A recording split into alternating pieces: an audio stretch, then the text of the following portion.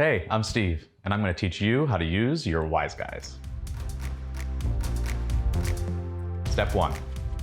Undo the clasp by pressing down on the center button and sliding it outward.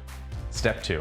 With the tab facing up, centered under your chin, clasp the WiseGuise around your neck. Step 3. Pull the interior band up over your nose, sliding the exterior band down and unfold it under your chin to achieve the full coverage seal. Make sure your WiseGuise sits just under your earlobes and high in your neck using the adjustable strap to tighten. Then, to reset your WiseGuise, simply hold either end, pull it away from your face, tug outward, and snap to reset.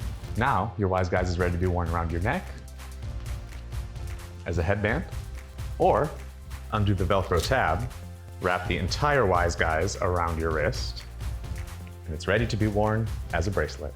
That's your WiseGuise.